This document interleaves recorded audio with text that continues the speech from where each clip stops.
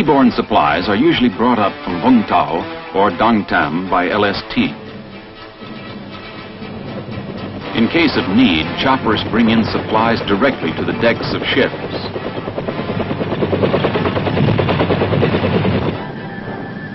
The workhorses of the Mobile Riverine Force are the Armored Troop Carriers, or ATCs.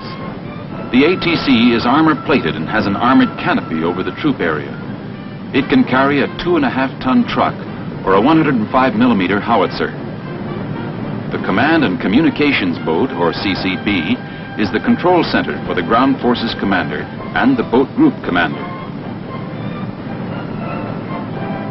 The battleship of the flotilla is the Monitor, a landing craft armed with a 40mm and a 20mm cannon, an 81mm mortar, plus 50 and 30 caliber machine guns.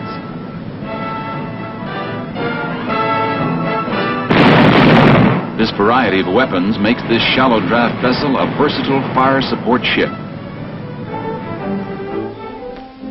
It was in firepower that the 9th made its own important innovation: the use of barges as artillery platforms. Infantry elements of the Mobile Riverine Force would range far and wide once operations started. The guns and mortars aboard the armored troop carriers and monitors did not have either the range or the caliber to provide the long-range heavy fire support troops would need. Only artillery could do this. The 9th Division's 3rd Battalion, 34th Artillery, decided to try using barges as gun platforms, anchoring them firmly to shore. The M102 105mm howitzer, the lightweight, flexible model originally designed for airborne operations, proved to be an excellent weapon for this purpose. The M102 carriages provided an easy 360-degree traverse. Steel braces were welded to the deck to keep the gun in place. 2 105s to a barge, 3 barges to a battery. Necessity, rising out of conditions in the Mekong Delta, had caused the 9th Division to come up with a new way of deploying artillery to back up its waterborne troops. Another invention was the airmobile firing platform. This device made it possible to have heavy fire support follow troops as they moved inland in the Delta. Because it is 90% aluminum, the 24-foot square can easily be airlifted to rice paddies or to streams or canals remote from the main riverways. It provides a stable firing platform in muddy riverbanks up to 4 feet deep. Mechanical jacks at each corner can be adjusted to keep the platform level. Packed with troops and firepower, the Mobile Riverine Force was ready to go anywhere in the watery wilderness. An ATC can carry a full platoon of combat-equipped soldiers and move in just about any river, canal, or creek. This mobility in shallow as well as deep water has enormously increased the striking range of infantrymen in the Delta. The men get set to hit the beach. Before they go in, however, Air Force jets pound the landing area.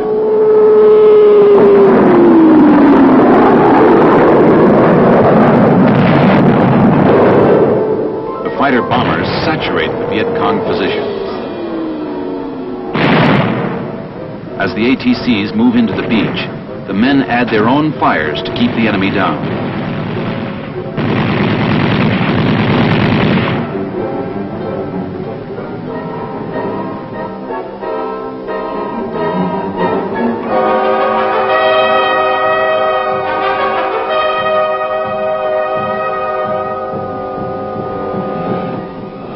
Before long, the men of the 9th Division made contact with the enemy, only to find them strongly dug in. So the heavy stuff, 155mm howitzers, are brought in to knock out the VC positions.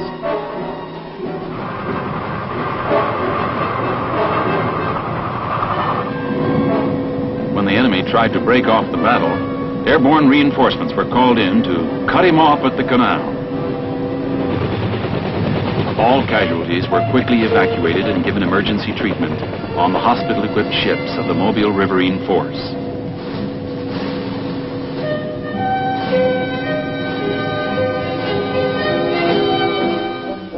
The division commander tried to bring us in from the field every 3 days. We were greeted with a fire hose salute to get the swamp mud off before we went below for hot showers. Hot chow, dry clothes, and a comfortable bunk. It wasn't hard for the 9th Division landlubbers to take sea duty under these conditions. There was even time to go on deck and look at the scenery ashore, a native village, or a colorful assortment of native river craft that for a little while made us feel like tourists on a cruise.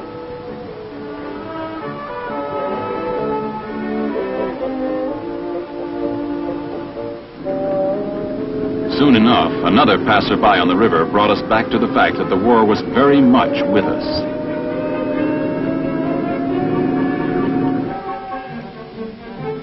The 9th Division had a training mission as well as a fighting one.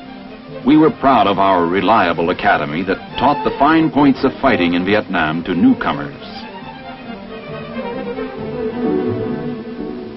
as well as sharpening the skills of combat veterans.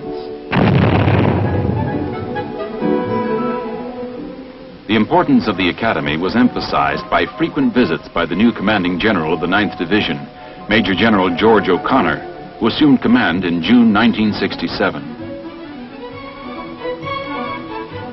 The men of the Army of the Republic of Vietnam were also given intensive instruction by the division in all types of weapons and equipment.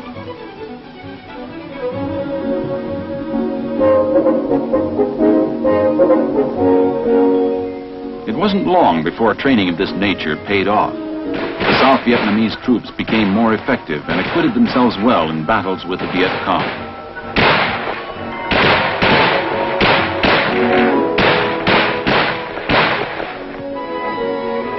Other academy students were these crack troops from Thailand.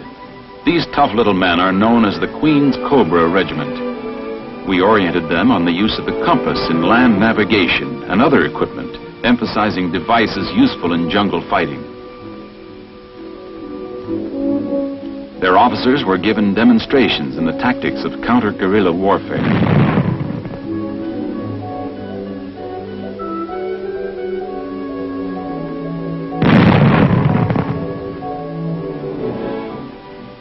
We also ran the Thais through a quick reaction course to teach them to stay cool and fire back when they ran into a Viet Cong ambush.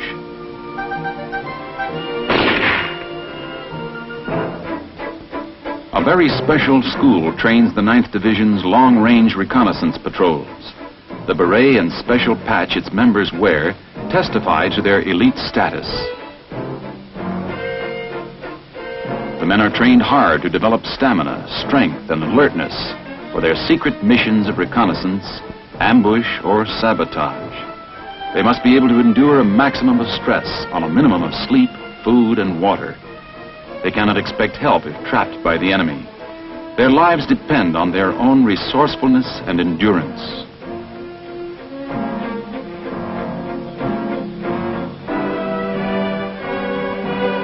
They become experts at camouflage. Success of the mission depends on perfect concealment. They must blend into the jungle even better than the Viet Cong. They are briefed in detail on terrain features and the location of the enemy objective. Every man knows how to navigate by day and by night. The patrol is inserted into enemy territory by a helicopter that flies in at low level. The men dismount in 5 seconds or less and move out swiftly. Ideally, they hope to avoid detection by or contact with the enemy.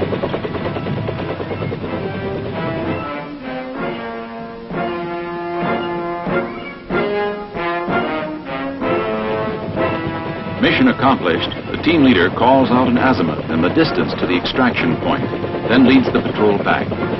Normally, a mission will last several days or longer. The men are completely out of communication with their base until they rendezvous with the helicopter at a predetermined time and place. Despite the high hazard in these missions, there is no lack of volunteers.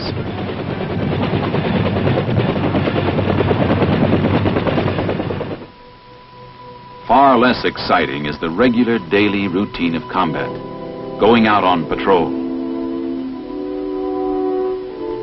coming back from patrol, monotonous mostly. Still, the year passed quickly. So quickly we were almost taken by surprise when we got reminders in the mail that Christmas was here.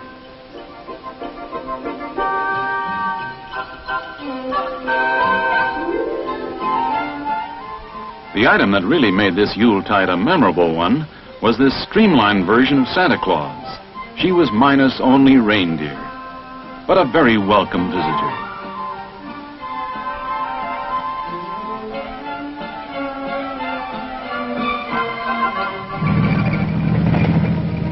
The beginning of the new year was memorable too, since the enemy started their offensive then. They tried every trick in the book, but here in 9th Division country, the Vietcong never had a chance. They were clobbered by our superior firepower.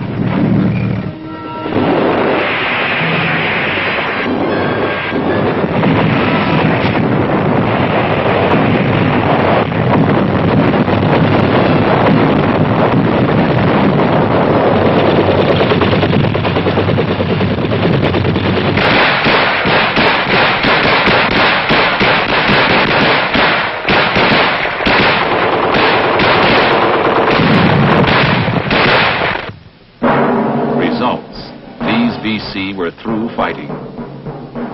Large amounts of captured weapons. And we rescued one friendly. We kept pushing ahead in the rice paddies. And the jungle. Fighting from the rivers. And from the air, we drove on. And will continue to drive on until a just and honorable peace is won, so that these people may have a chance to live their lives in the way they choose, without fear or communist coercion. That is what this war is all about.